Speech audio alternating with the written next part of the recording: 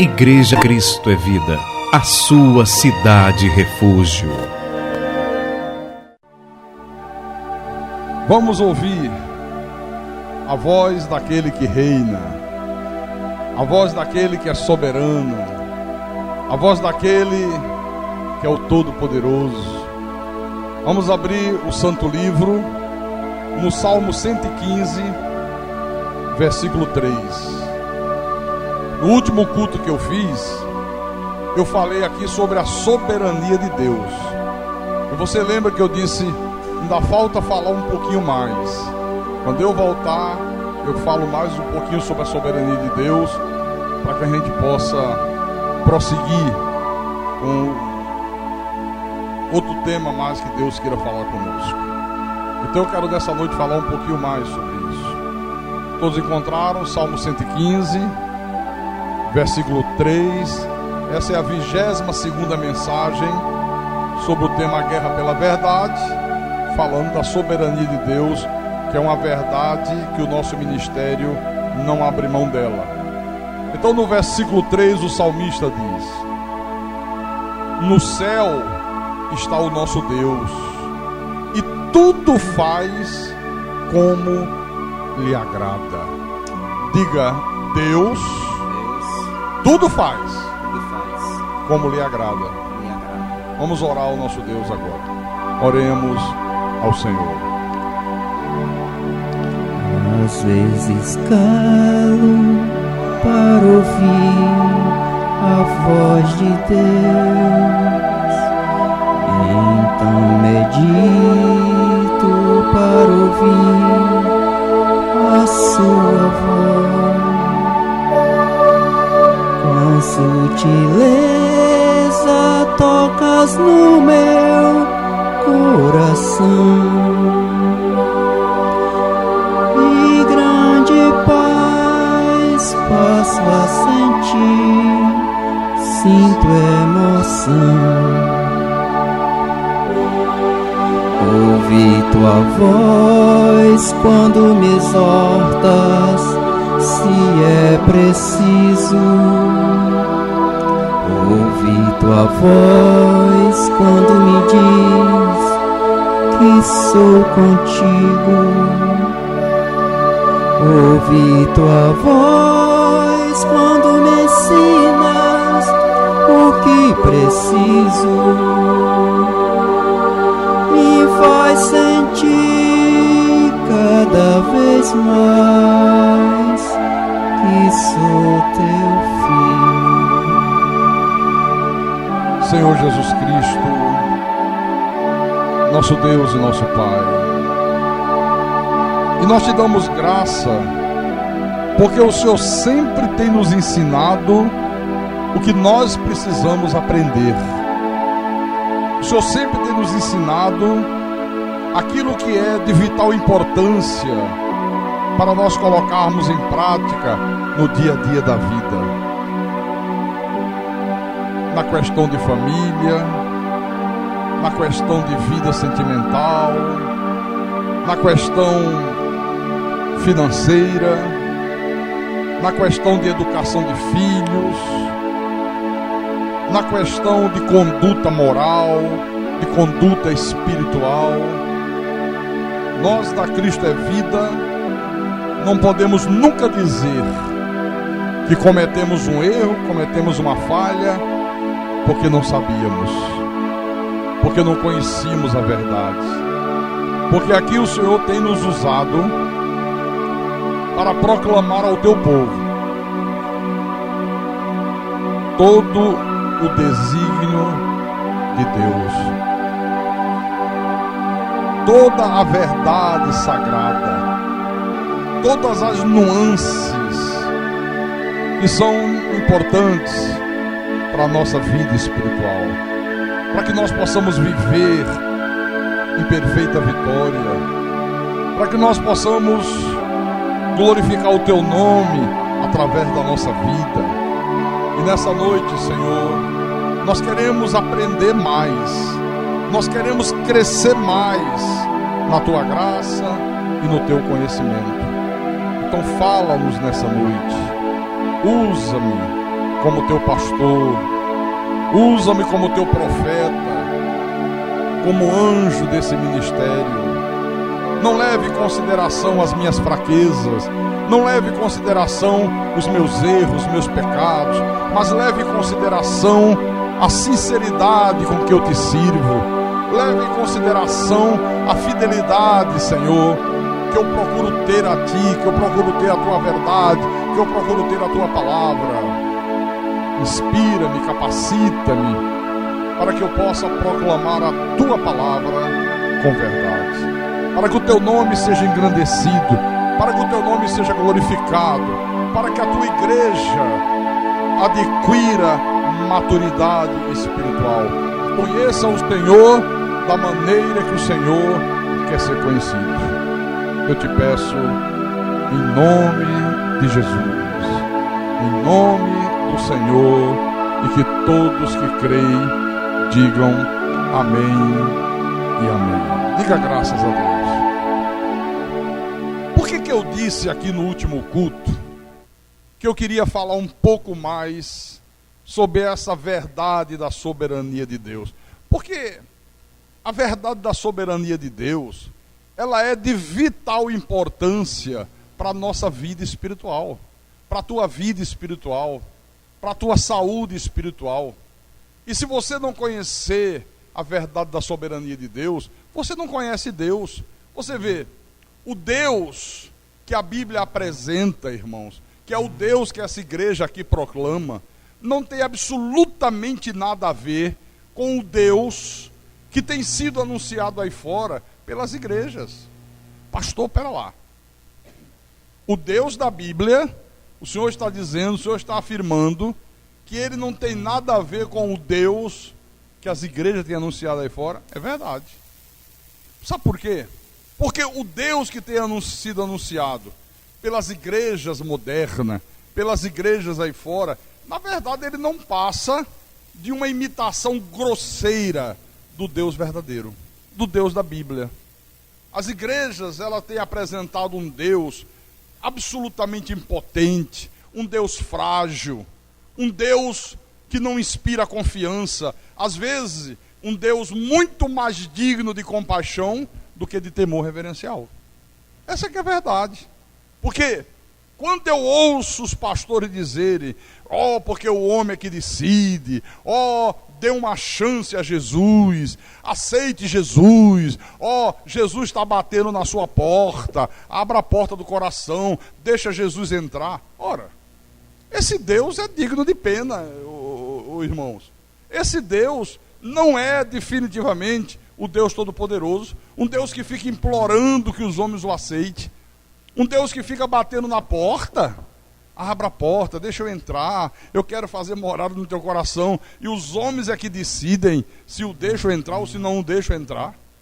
Então, nós vemos aí um sistema religioso que diz que o homem tem livre-arbítrio, que diz que o homem é que determina o seu destino, que diz que Deus tem planos, mas que Deus só pode realizar os seus planos se o homem permitir. Olha, isso não é cristianismo, isso é ateísmo. Olha, e ateísmo da pior espécie, da pior qualidade. Eu digo para vocês, olha, eu passei, meus irmãos, 35 anos da minha vida espiritual acreditando nessas mentiras, acreditando que o homem tem livre-arbítrio, que eu tinha livre-arbítrio, acreditando que o homem que Deus tem que respeitar o homem. Porque foi isso que os meus líderes espirituais me ensinaram. E eu nunca tive alguém que dissesse para mim, confira na Bíblia, vá lá para a Bíblia, veja se é de fato dessa maneira, veja se é assim que a Bíblia diz. Então, o que os líderes espirituais me ensinaram foi que, se o homem não quiser, Deus não pode salvá-lo. Que Deus quer salvar todos os homens, que Deus quer salvar fulano, Deus quer salvar o Beltrano, mas se fulano não quiser, se Beltrano não quiser, Deus não pode salvá-lo. Por tudo isso é que eu tenho dito que o Deus que tem sido anunciado ao mundo hoje é um Deus impotente. Eu vejo e ouço nas TVs, nos programas de rádio, gente gritando aí a toda hora e a todo instante, que se o homem não quiser, Deus não pode. Não, se o homem não quiser, Deus não pode salvá-lo. Mas eu vou mostrar para você nessa noite que o que a palavra de Deus diz é exatamente o contrário do que essa gente ensina. Para a gente vale o que está na Bíblia, vale o que está escrito. Vamos começar Isaías, livro do profeta Isaías, capítulo 46. Isaías 46, versículo 9 e 10. Vou ler, tá? Então, o Deus da Bíblia diz assim: lembrai-vos das coisas passadas da antiguidade, que eu sou Deus e não há outro.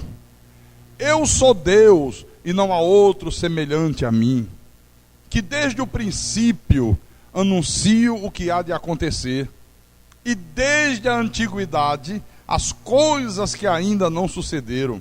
Que digo, o meu conselho permanecerá de pé, farei toda a minha vontade. Eu pergunto, quem é que pode impedir Deus de fazer toda a sua vontade? Ninguém, diga ninguém.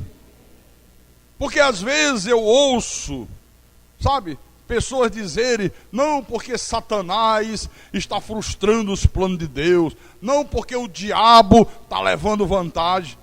Irmãos, quanta bobagem, quanta estupidez, verdadeiros absurdos você ouve toda hora e todo instante. Por quê?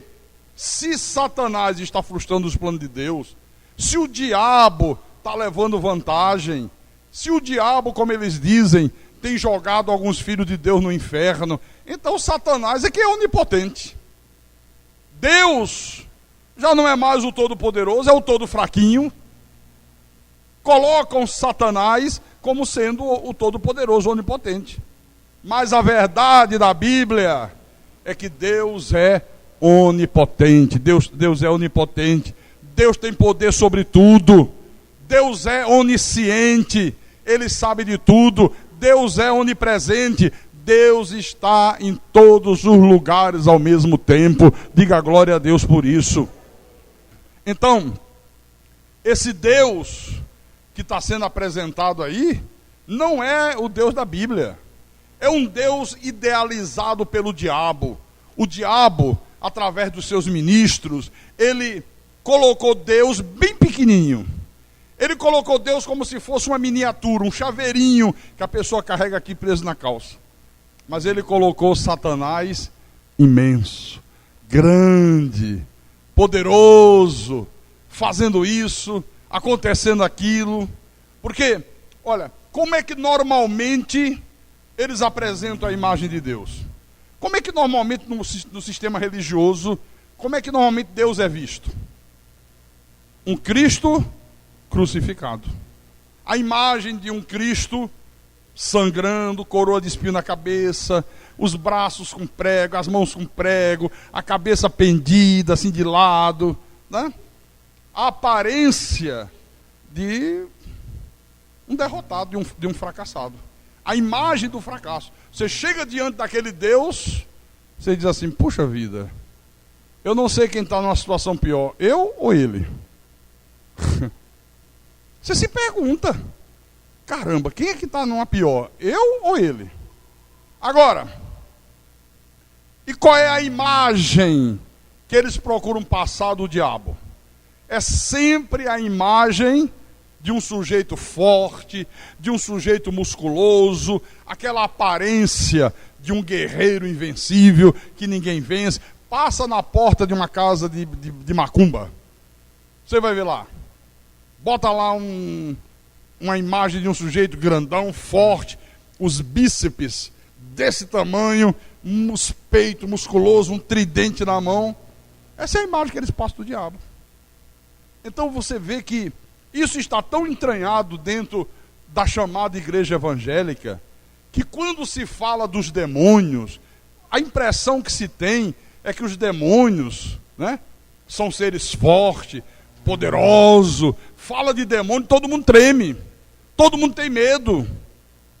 O povo evangélico, olha, se treme, se borra nas calças quando se fala desse tal de demônio. Porque eles passam a imagem de um sujeito forte, de um demônio poderoso, de um demônio que destrói casamento, de um demônio que pode causar um acidente, de um demônio que pode pegar o teu filho e levar para maconha, para cocaína, de um demônio que pode pegar uma mulher e torná-la uma lésbica, pegar um rapaz e tornar um homossexual, que pode fazer tudo. Mas, quando se fala dos anjos de Deus, aí é aquela coisa ridícula. Um menininho, bracinho gordinho, perninhas gordinhas, rechochundinho, cabelinhos lourinhos, aqueles cachinhos encaracolados, um jeitinho estranho, uns trejeitos assim, sabe, que muito estranho. Ou estou falando alguma bobagem? É assim ou não é assim? Olha, irmãos, tudo isso foi criado pelo sistema do anticristo, daqueles que são contra Cristo. Mas a verdade é que a soberania de Deus é absoluta. Olha, e se você negar essa soberania absoluta de Deus, você está se colocando a favor do anticristo, você está assumindo uma posição de ateu. Se negar a soberania absoluta de Deus. Porque eu fico pasmo. Olha, a maioria daqueles que se dizem evangélicos, ou que se dizem crentes, eles têm assumido uma posição de ateus. Eles assumem uma posição de ateu.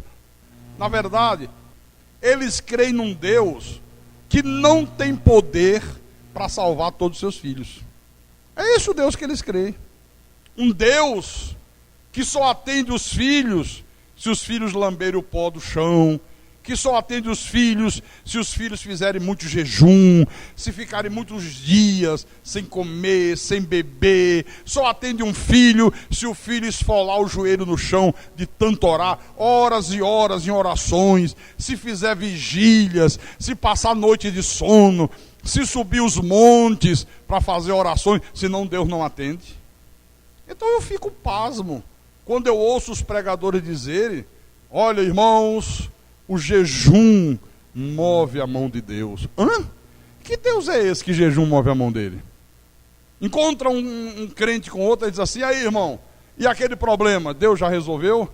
Não, irmão, olha, estou orando, faz uns 3 meses que eu oro, até agora nada. Irmão, faz um jejum, você vai ver como o jejum move a mão de Deus. O jejum funciona. Esse não é o Deus da Bíblia. Esse não, Deus não pode fazer nada se o povo dele não jejuar. Então esta é a imagem que o sistema do anticristo criou. Aí você pergunta assim: pastor Carlos Magno, qual é o objetivo desse sistema religioso induzir o povo do Senhor a crer num Deus impotente, a crer num Deus tão frágil, a crer num Deus tão insignificante? Sabe qual é o objetivo? O objetivo é impedir que o povo de Deus seja honrado por Deus. Esse é o objetivo. Por quê? Como assim? Você vai entender. Abra em 1 de Samuel. Vamos lá. 1 de Samuel, capítulo 2, versículo 30. Olha o que Deus diz aqui. Portanto, diz o Senhor, Deus de Israel: na verdade, dissera eu que a tua casa e a casa de teu pai andariam diante de mim perpetuamente. Porém agora, diz o Senhor, longe de mim tal coisa, porque aos que me honram eu honrarei, porém os que me desprezam serão desmerecidos. Ora, Deus não pode honrar uma pessoa que não reconhece Deus como Deus é, que não vê Deus com a soberania que Ele tem. Como é que Deus pode honrar uma pessoa assim? Aos que me honram honrarei, os que me desprezam serão desmerecidos. Quer dizer, Deus quer ser honrado, Deus quer ser glorificado, Deus quer ser exaltado. Deus não é um Deus de correntes, Deus não é um Deus de sal ungido, Deus não é um Deus de velas acesas, de cruzes. Ele não é um Deus ídolo, estátua, que os homens fazem, que coloca pendurado numa parede, ou carrega no pescoço, um Deus esculpido na madeira, um Deus forjado no ferro. Não!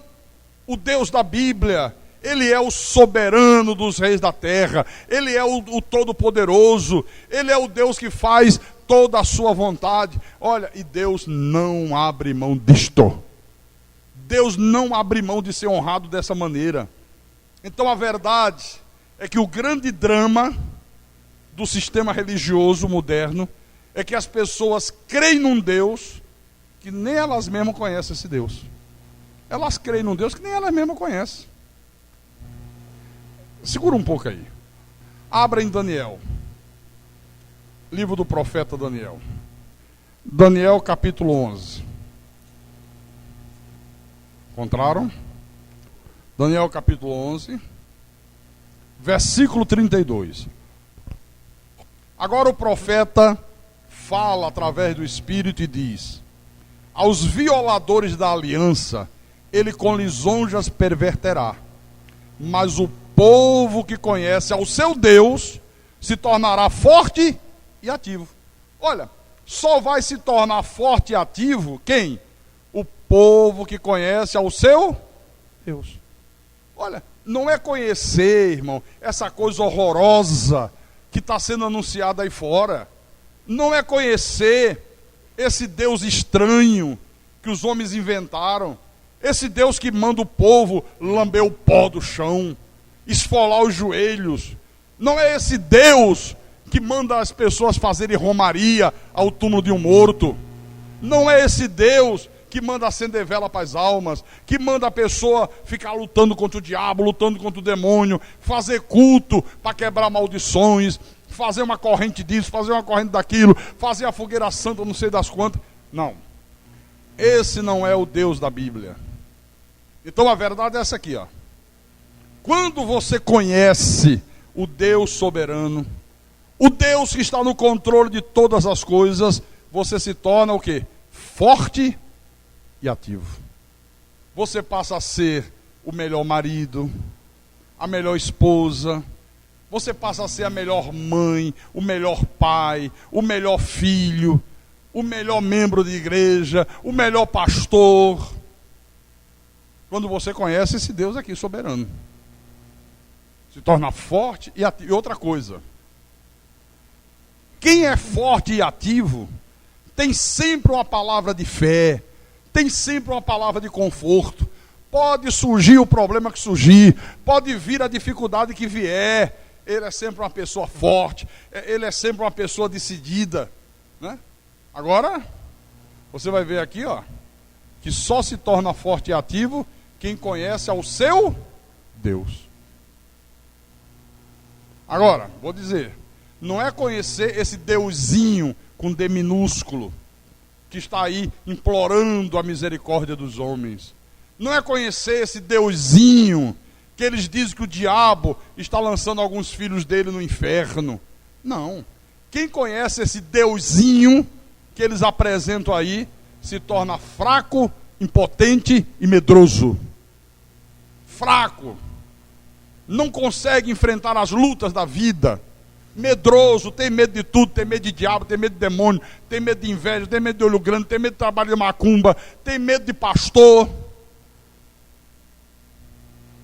Se torna fraco, se torna medroso, se torna fracassado. Pastor Carlos Magno, e onde é, pastor, que eu posso conhecer o meu Deus? Só tem uma maneira de você conhecer o seu Deus: na palavra. Só na palavra é que nós podemos conhecer Deus como Deus quer ser conhecido. Não tem outro jeito, não tem outro lugar. Não tem outra maneira. Eu li ainda há pouco, Salmo 115, vamos lá de novo. A repetição é a mãe do saber, não é? Salmo 115, versículo 3, vamos ler outra vez. No céu está o nosso Deus, e tudo faz como os homens permitem. Como agrada aos homens? Não. Tudo faz como lhe agrada. E vou dizer mais: Deus não tem que dar satisfações a ninguém, mas não tem mesmo. Volte no Salmo, venha um pouco atrás, no Salmo 22, versículo 8. Salmo 22, versículo 8. Confiou no Senhor, livre-o ele, salve-o, pois nele tem prazer. Você vê como é que o Deus da Bíblia é completamente diferente desse Deus que as igrejas modernas têm apresentado, completamente diferente. É por isso que todo mundo acredita que o homem pode mandar em Deus, que Deus tem que respeitar a vontade do homem, que Deus tem planos, mas Deus não pode realizar os seus planos se o homem não permitir.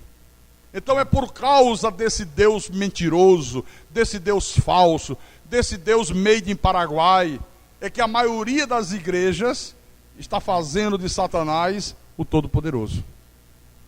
Vá na maioria dos cultos aí fora. Não parece culto a Deus, parece culto ao diabo. Não porque o diabo faz, porque o diabo acontece, irmão, cuidado com o diabo está na tua casa, o diabo está no teu marido, o diabo está no teu negócio, perdeu o emprego, se foi o diabo que fez você perder o emprego, levou uma topada, tá vendo o que o demônio fez? Botou uma pedra para você tropeçar. Poxa vida, é assim ou não é assim? Isso é uma denúncia. Irmãos, a coisa é tão grave que você ouve hoje pastores no púlpito, no microfone de rádio, diante de uma câmera de televisão, dizer: ó irmãos, a igreja precisa trabalhar mais, precisamos evangelizar mais, porque o diabo está levando vantagem. Todo dia o diabo tem jogado filhos de Deus no inferno. Isso não é cristianismo, isso é ateísmo, querido. Isso é diabolismo. Quando um pastor diz uma coisa dessa, ele está chamando Jesus de mentiroso. Sabe por quê? Porque no livro de João capítulo 10, versículo 28,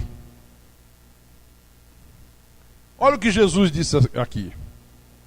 Ele disse assim: eu lhes dou a vida eterna, jamais perecerão, quer dizer, jamais irão para o inferno.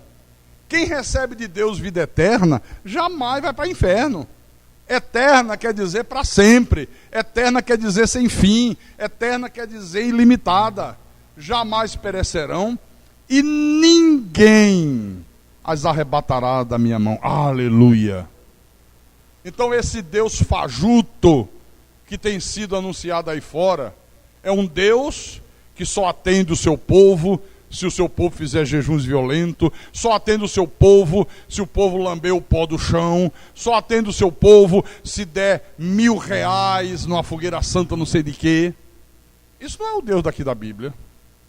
Eu vou morrer dizendo isso. Não é cristianismo, isso é paganismo, isso é diabolismo, sabe? Isso é ateísmo. Quem procedia dessa maneira eram os seguidores de Baal. Eles é que procediam assim.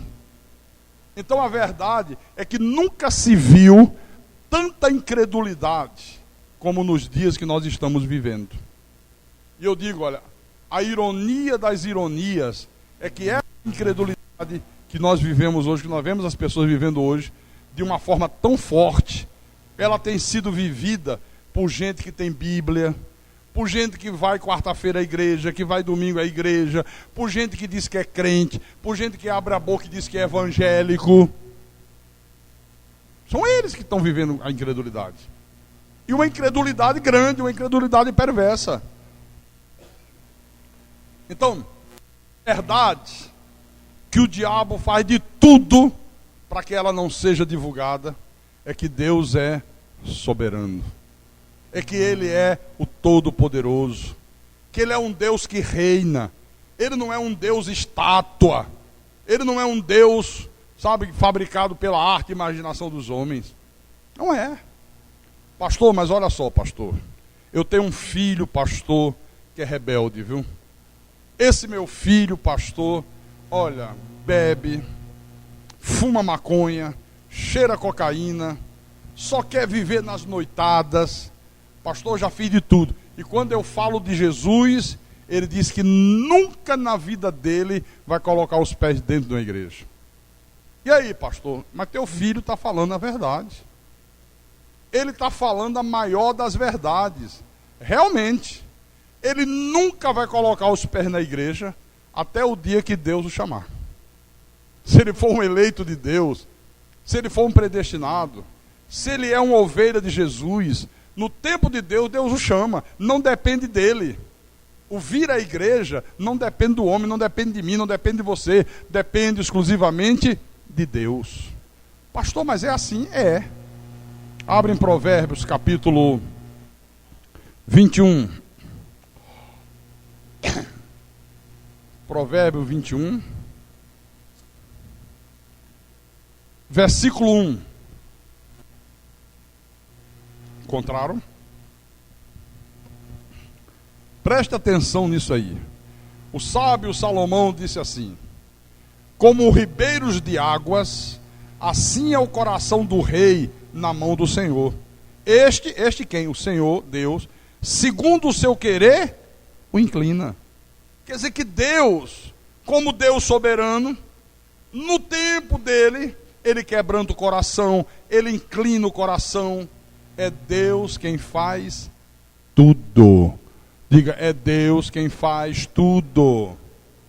Irmãos, creiam por favor nisto. Olha, quando Deus diz sim, ninguém pode dizer não. Quando Deus diz ponto, olha, é ponto mesmo, no duro. Quando Deus diz pare, tem que parar. Quando Deus diz continue, é continue mesmo. Deus é soberano. Diga, Deus é soberano. Olha, Deus pode mudar qualquer situação. Se você está vivendo uma situação na tua vida, que todo mundo da tua família, da tua vizinhança, os teus amigos, os teus colegas de trabalho, já chegaram para você e disseram, olha, isso aí é impossível, isso aí não tem jeito, você tem que se conformar, é impossível mudar essa situação. Deus pode tornar o impossível possível. Porque sabe o que acontece? Às vezes você ora a Deus por um problema, uma situação qualquer, passa um mês, passam 2 meses, passam 3 meses, às vezes 6 meses, às vezes 1 ano. E você diz, caramba, parece que Deus não está nem aí para o meu problema, porque eu tenho orado tanto, eu não paro de orar, eu tenho clamado, eu tenho suplicado, e já se passaram tanto tempo, e não vem nenhuma resposta de Deus.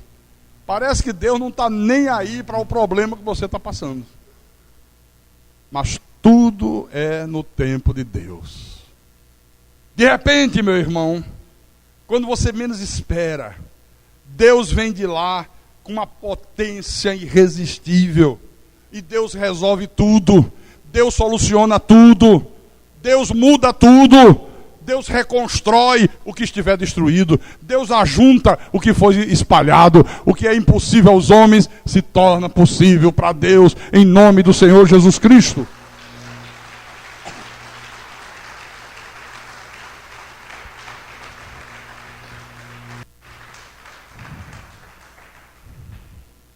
Tem um irmão aqui, irmão Carlos. Eu olhei para ele ali que ele estava vibrando e eu lembrei. Ele trabalha no metrô. Não é isso, Carlos? Tem problema de falar isso? Pode ter, né? Pode falar? Assim? Mas depois se botar no rádio, não tem problema não? Pode botar? E ele tem um chefe lá, o chefão de lá. Diz que o cara é o demônio em pessoa. O capeta. E diz que quando ele cisma com um, cismou e acabou a história. Não respeita, humilha as pessoas, faz o que quer. E já tinha feito algumas com ele. E ele na paciência, entregando na mão de Deus. Agora não foi um dia desse, o cara aprontou outra coisa. Tu quer contar? Vem cá, cara. É melhor você contar, chega aqui.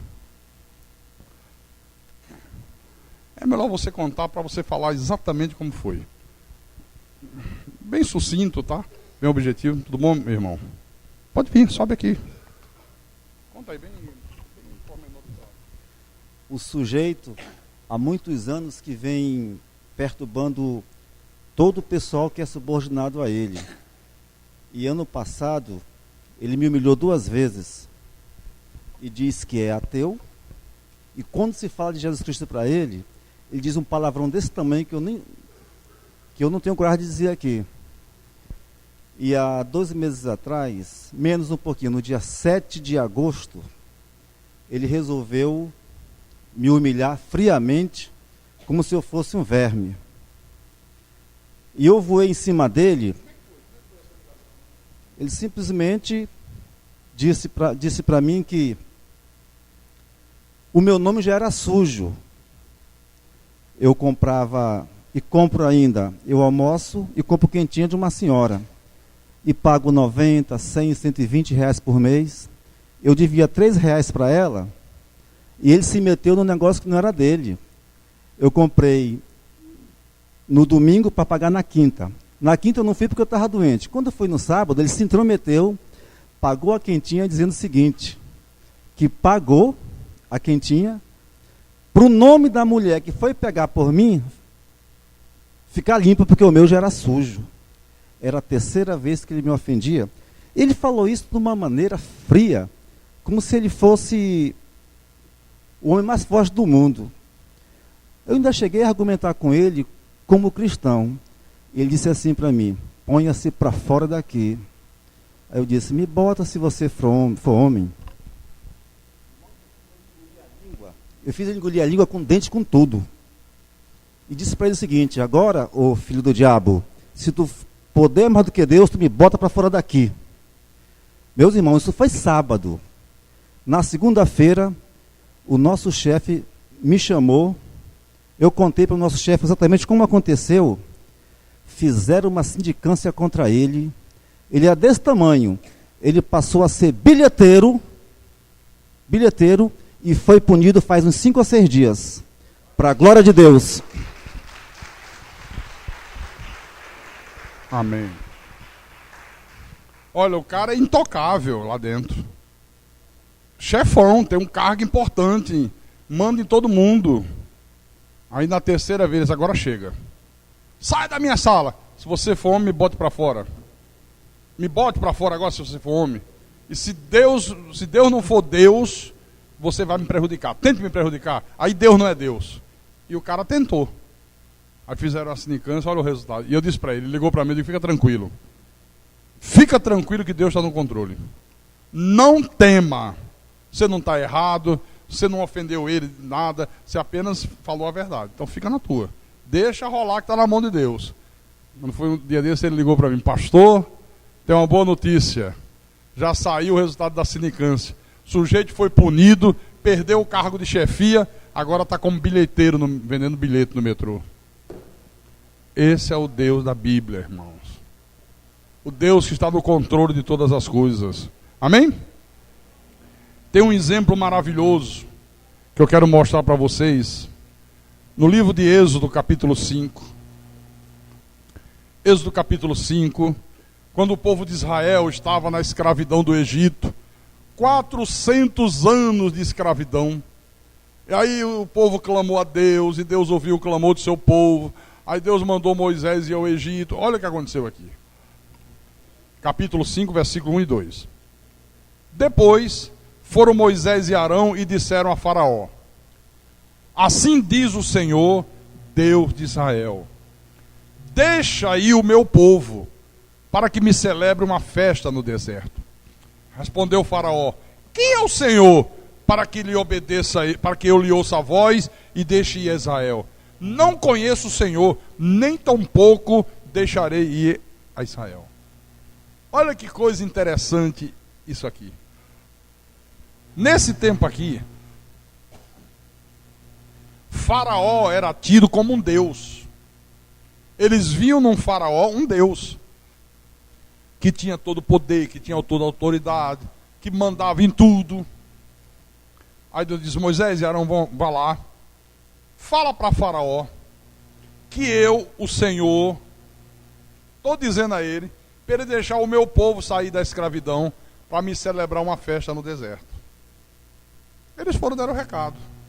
Pode falar assim: como é que é a história? Quem é o Senhor, para que eu dê ouvidos à sua voz e deixe ir Israel?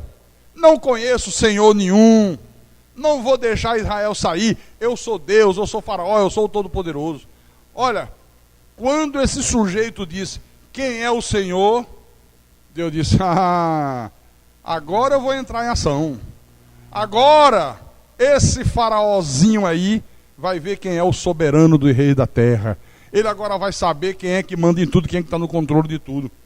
Deus disse: Moisés, você vai voltar a Faraó, e você vai dizer para Faraó: olha, Faraó, você agora vai conhecer quem é o Deus da Bíblia. Você vai conhecer agora quem é o soberano, quem é o todo-poderoso. Olha, Moisés, você vai lá, eu vou endurecer o coração de Faraó, e ele vai agora conhecer quem é o Senhor, que ele disse que não conhece. Vira a página. Capítulo 7. Versículo 2. Tu falarás tudo que eu te ordenar. Isso é Deus falando com Moisés. E Arão, teu irmão, falará a Faraó, para que deixe ir da sua terra os filhos de Israel. Eu, porém, endurecerei o coração de Faraó, e multiplicarei na terra do Egito os meus sinais e as minhas maravilhas. Faraó não vos ouvirá, e eu porei a mão sobre o Egito, e farei sair as minhas hostes, o meu povo, os filhos de Israel da terra do Egito, com grandes manifestações de julgamento. Saberão os egípcios que eu sou o Senhor, quando estender eu a mão sobre o Egito e tirar do meio deles os filhos de Israel. Irmãos, Deus endureceu o coração de Faraó 10 vezes. Deus mandou-lhe 10 pragas. Deus fez o que quis com esse faraózinho aqui, porque Deus faz o que Ele quer, porque Deus tem todo o poder. Ninguém pode deter a mão de Deus, ninguém, absolutamente ninguém. O que aconteceu com o faraó depois disso tudo? Vou te mostrar. Vamos adiantar um pouquinho no capítulo 12. 10 pragas, e Deus disse: você não vai deixar sair. Eu estou endurecendo teu coração. Eu vou mandar 10 pragas, sofrimento, desgraça, vou destruir teu país, vou acabar com tudo. Você só vai deixar o povo sair quando Deus amolecer teu coração. Sou eu que comando tudo. Olha o que aconteceu depois disso. Êxodo capítulo 12, versículo 31 em diante. Então, naquela mesma noite, Faraó chamou a Moisés e Arão e lhe disse: levantai-vos, saí do meio do meu povo, tanto vós como os filhos de Israel, ide, servi ao Senhor, como tendes dito. Levai também convosco vossas ovelhas, vosso gado, como tendes dito. Ide-vos embora e abençoai-me também a mim. Os egípcios apertavam com o povo, apressando-se em lançá-los fora da terra, pois dizia: todos morreremos. Vamos deixar esse povo embora, por favor, vão rápido. Vamos, nós nos rendemos. Vamos servir ao Deus de vocês, antes que Ele acabe com tudo, antes que Ele nos mate a todos. Vão embora, vão embora, vão embora. Agora a coisa mudou de figura. O povo tomou a sua massa, antes que levedasse, e as suas amassadeiras atadas em trouxa, com seus vestidos sobre os ombros. Versículo 35. Fizeram, pois, os filhos de Israel, conforme a palavra de Moisés, e pediram aos egípcios objetos de prata e objetos de ouro e roupas. Olha, escravos. Agora não queremos apenas sair da escravidão e ir embora, não. Queremos que você dê também para a gente ouro, prata, roupa. E aí? Leia o 36. E o Senhor fez que seu povo encontrasse favor da parte dos egípcios, de maneira que estes lhe davam o que pediam e despojaram os egípcios. Eu vejo o tal de Faraó, imagino Faraó dizendo: eu pensei que eu tinha livre-arbítrio, eu pensei que eu era Deus, eu pensei que eu determinava todas as coisas, mas agora eu sei que há um Deus que governa as nações. Aleluia! Olha, só que Deus ainda não estava satisfeito. Deus disse: Moisés, não estou satisfeito ainda não. Manda o povo de Israel se acampar defronte do Mar Vermelho, que você vai ver o que eu vou fazer ainda com esse sujeito. Você vai ver o que ainda vou fazer com esse cara aí. Mas perfeitamente. O povo saiu, ó, Deus mandou a gente ir para defronte do Mar Vermelho. Capítulo 14. Versículo 4 em diante. Endurecerei o coração de Faraó para que os persiga, e serei glorificado em Faraó e em todo o seu exército, e saberão os egípcios que eu sou o Senhor. Eles assim o fizeram. Sendo, pois, anunciado ao rei do Egito que o povo fugia, quer dizer, Faraó tinha deixado ir. Deus disse, eu vou fazer agora ele desistir. Eu vou mexer com a vontade dele, ele vai voltar atrás. Mudou-se o coração de Faraó e de seus oficiais contra o povo e disseram, que é isto que fizemos? Permitindo que Israel nos deixasse de servir. Que loucura é essa que a gente fez? Permitir que 2 milhões de escravos vá embora. São eles que nos servem, são eles que fazem tudo que nós queremos, e a gente permitiu uma loucura dessa. Versículo 6. E aprontou Faraó o seu carro, e tomou consigo o seu povo, e tomou também 600 carros escolhidos, e todos os carros do Egito, com capitães sobre todos eles. Olha, naquela época, o Egito tinha o maior exército da face da terra. Era um exército que ninguém podia resistir a esse exército. O cara pegou o seu exército, porque o Senhor endureceu o coração de Faraó, rei do Egito, para que perseguisse os filhos de Israel. Porém, os filhos de Israel saíram afoitamente. Agora leia o versículo 13 e 14. O povo está diante do mar, né? Achando que estava tudo acabado. Moisés, porém, respondeu ao povo, não temais, aquietai-vos e vede o livramento do Senhor que hoje vos fará, porque os egípcios que hoje vedes, nunca mais os tornareis a ver. O Senhor pelejará por vós e vós vos calareis. Aleluia. Olha, meu irmão, minha irmã, não tema nenhuma situação nesse mundo. Olha, por mais adversa que seja a situação, porque o Senhor vai te dar livramento em nome do Senhor Jesus Cristo. Não tema. Às vezes esse Faraó aqui, é como o caso do Carlos, é um chefe, déspota, ditador, que fica perseguindo você no teu trabalho. Às vezes esse Faraó aqui é um vizinho, filho do diabo muitas das vezes, que quer o teu mal, que fica querendo te prejudicar, que fica querendo criar situações ruins contra você. Às vezes esse Faraó é um marido cruel, que maltrata a esposa, um homem violento, às vezes um homem ditador dentro de casa. Às vezes esse Faraó aqui é uma doença que surge, às vezes uma doença que o médico diz não tem cura, às vezes são crises financeiras, são situações financeiras. O que a palavra diz aqui? O Senhor pelejará por vós. O Senhor vai pelejar por você, meu irmão, seja que situação for. Diga para o teu irmão, o Senhor pelejará por vós. O Senhor pelejará por ti, meu irmão. O Senhor pelejará por ti, minha irmã. Qual é o Faraó que está te afligindo? Qual é o Faraó que está te afrontando? Pastor, é o vício dentro da minha casa. O Senhor pelejará por vós. Pastor, não tem paz. O Senhor pelejará por vós. Pastor, é o meu marido. O Senhor pelejará por vós. Pastor, é o meu patrão lá no trabalho. O Senhor pelejará por vós. Pastor, é um colega de trabalho querendo puxar o meu tapete. O Senhor pelejará por vós. Creia, Deus é que vai pelejar por você. No versículo 15. Versículo 15 em diante. Disse o Senhor a Moisés, por que clamas a mim? Dize aos filhos de Israel que marche, e tu levanta o teu bordão, estende a mão sobre o mar e divide-o, para que os filhos de Israel passem pelo meio do mar em seco. Eis que endurecerei o coração dos egípcios, para que vos sigam e entrem nele. Serei glorificado em Faraó e em todo o seu exército, nos seus carros e nos seus cavalarianos. E os egípcios saberão que eu sou o Senhor, quando for glorificado em Faraó, nos seus carros e nos seus cavalarianos. Então, o anjo de Deus, que ia adiante do exército de Israel, olha, há sempre um anjo de Deus que vai diante de você, meu irmão. Sempre, sempre, sempre, sempre. Então, o anjo de Deus que ia diante do exército de Israel se retirou e passou para trás dele. Também a coluna de nuvem se retirou de diante deles e se pôs atrás dele. Ia entre o campo dos egípcios e o campo de Israel. A nuvem era escuridade para aqueles, e para este esclarecia a noite. De maneira que em toda a noite este e aqueles não puderam aproximar-se.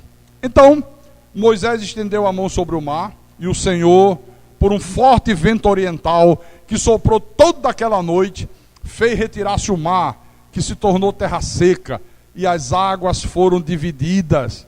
Os filhos de Israel entraram pelo meio do mar em seco, e as águas lhe foram qual muro à sua direita e à sua esquerda. Interessante isso aqui, né? Irmãos, olha, Deus fez as águas se separarem. Deus criou uma BR no meio do mar e diz: pode entrar, vocês vão passar a pé enxuto, como estivesse andando em cima de um asfalto seco, não vai ter uma gotícula d'água. E as águas eram como dois muros, uma à direita e uma à esquerda. Que espetáculo maravilhoso. Imagine esta cena aí. Tremendo, tremendo, tremendo. Continuando. Versículo 23. Os egípcios que os perseguiam entraram atrás deles. Todos os cavalos de Faraó, os seus carros, os seus cavalarianos, até o meio do mar. Entraram, ó. Estamos no mesmo caminho. Agora vai ficar mais fácil. Agora a gente pega esse bando de escravos. E entraram. Todo aquele exército poderoso chegou bem no meio do mar. Agora Deus disse, agora ele vai saber de fato, de verdade, quem é o Senhor. Agora ele vai conhecer o Senhor que ele disse que não conhecia. Versículo 24. Na vigília da manhã, o Senhor, na coluna de fogo e de nuvem, viu o acampamento dos egípcios e alvoroçou o acampamento dos egípcios. Deus fez eles se levantarem e resolverem continuar a caminhada em disparada. Quando eles se levantaram, qual não foi a surpresa? Versículo 25. Emperrou-lhes as rodas dos carros e fê-los andar dificultosamente. Então os egípcios disseram: fujamos da presença de Israel, porque o Senhor peleja por eles contra o egípcio. Olha, agora eles entenderam que havia um Deus Todo-Poderoso. Como é que estava tudo duro e agora ficou essa lama aqui de uma hora para outra? E as rodas das carruagens se enterravam na lama, e eles andavam e os pés entravam, parecia uma areia movediça. Ele disse: olha, o Senhor está pelejando contra ele, vamos fugir, vamos pular fora. Tremendo. Versículo 26. Eu digo sempre, irmãos, olha, os teus inimigos, eles têm que saber que o Senhor peleja por você. Porque você sabe o que é que acontece?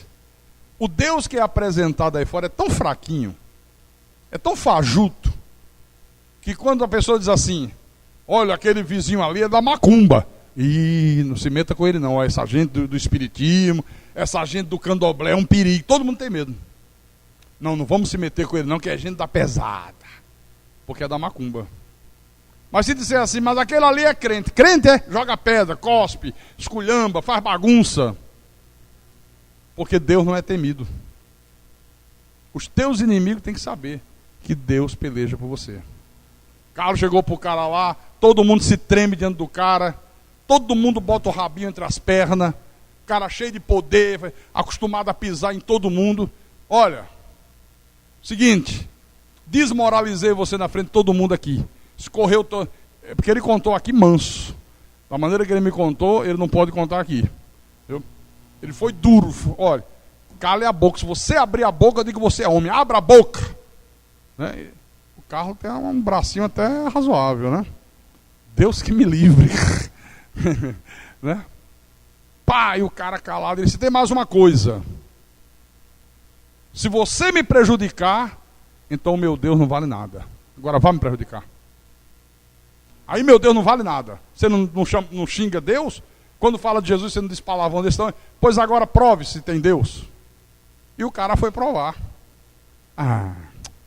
Quem é ele para fazer alguma coisa comigo? Eu sou o todo-poderoso aqui dentro, eu sou o tal. Olha o resultado. O Senhor peleja por vós. Os teus inimigos têm que temer Deus. Tem que saber que você tem um Deus que peleja por você. Que quem se voltar contra você, está se voltando contra Deus. E se voltar contra Deus, meu irmão, está ferrado. errado. Até a 5ª geração. Mas é verdade. É verdade, meu irmão. Versículo 26. Disse o Senhor a Moisés: estende a mão sobre o mar, para que as águas se voltem sobre os egípcios, sobre os seus carros e sobre os seus cavalarianos. Então Moisés estendeu a mão sobre o mar, e o mar, ao romper da manhã, retomou a sua força. Os egípcios, ao fugirem, foram de encontro a ele, e o Senhor derribou os egípcios no meio do mar. E voltando às águas, cobriram os carros e os cavalarianos de todo o exército de Faraó, que os haviam seguido no mar, nem ainda um deles ficou. Olha, não ficou umzinho, nem para contar a história. Mas os filhos de Israel caminhavam a pé enxuto pelo meio do mar, e as águas lhes eram quais muros à sua direita e à sua esquerda. Versículo 30. Assim o Senhor livrou Israel naquele dia da mão dos egípcios, e Israel viu os egípcios mortos na praia do mar. E viu Israel o grande poder que o Senhor exercitara contra os egípcios. E o povo temeu ao Senhor e confiou no Senhor e em Moisés, seu servo. Quer dizer, você tem que confiar no Deus soberano. Irmãos, o Deus que nós cremos, Ele governa as nações. Ele tem o controle absoluto de todas as coisas. Você tem que crer nisso. Deus está no controle de tudo. Jesus disse: não cai um fio de cabelo da vossa cabeça sem que seja com a permissão de Deus. Quer dizer que até um fio de cabelo só cai se Deus permitir. Pastor, mas às vezes eu passo o pente e cai. Deus está permitindo. Se Deus não permitir, querido, você pode passar um trator, não cai um fio. O povo de Israel passou 40 anos no deserto. A roupa não envelheceu, as sandálias não se gastaram. Como é que pode uma roupa durar 40 anos? Como é que pode os calçados usar o mesmo calçado 40 anos e não se gastar, não acabar? O poder de Deus. Então reconheça a soberania de Deus. Reconheça esse poder absoluto de Deus. E para a gente terminar, eu vou dizer uma coisa para você. Olha, toda pessoa que reconhece essa soberania de Deus tem sempre na ponta da língua uma confissão positiva. Você vê aí, 99% do povo evangélico tem uma confissão negativa. Porque não conhece a soberania de Deus. Não conhece e não reconhecem. Pastor, dê um exemplo. O exemplo de Moisés. Capítulo 15. Moisés reconhecia essa soberania de Deus. Veja a oração que esse homem faz logo após esses fatos. Olha a confissão desse homem. Capítulo 15, versículo 6. A tua destra, ó Senhor, é gloriosa em poder. A tua destra, ó Senhor, despedaça o inimigo. Na grandeza da tua excelência, derribas os que se levantam contra ti. Envias o teu furor, que os consome como restolho, que os consome como um lixo. É isso que Moisés está dizendo aqui. Versículo 11. Ó Senhor, quem é como tu entre os deuses? Quem é como tu, glorificado em santidade, terrível em feitos gloriosos, que opera as maravilhas? Estendeste a tua destra e a terra os tragou. Aleluia. Com a tua beneficência guiaste o povo que salvaste. Com a tua força o levaste à habitação da tua santidade. Aleluia. Este é o Deus da Bíblia. Este é o Deus dessa igreja da Cristo é Vida. Esse é o Deus que nós cremos. Esse é o Deus em quem nós confiamos. Esse é o Deus a quem nós servimos. Esse é o Deus a quem nós tememos. Por isso que nós levamos a sério Deus. Nós levamos a sério a Bíblia. Nós levamos a sério o Evangelho da Graça. Nós levamos a sério a palavra. Nós levamos a sério que temos que congregar. Que igreja não é clube de lazer. Quando a pessoa vem no dia que quer e tem vontade. Nós levamos a sério que domingo de manhã nós temos que estar na igreja, domingo à noite tem que estar na igreja, que nós temos que ser fiéis a Deus nos dízimos, temos que ser generosos nas ofertas, temos que ser pessoas perdoadoras, temos que ser pessoas misericordiosas, temos que confiar em Deus em toda e qualquer circunstância da vida, por mais adversa que seja a circunstância. Nós temos que confiar nele, porque a palavra dele diz: Deus pelejará por vós. Deus vai pelejar por você. Deus vai lutar contra os teus inimigos. Quem é o inimigo que está se levantando contra você? Deus vai lutar contra ele. Não é você que vai lutar, não é Deus. É Deus. Ele não fez nada, precisou fazer nada, o Carlos. Só precisou pagar uma sugestão. E tinha que pagar porque passou dos limites. Mas quem era ele?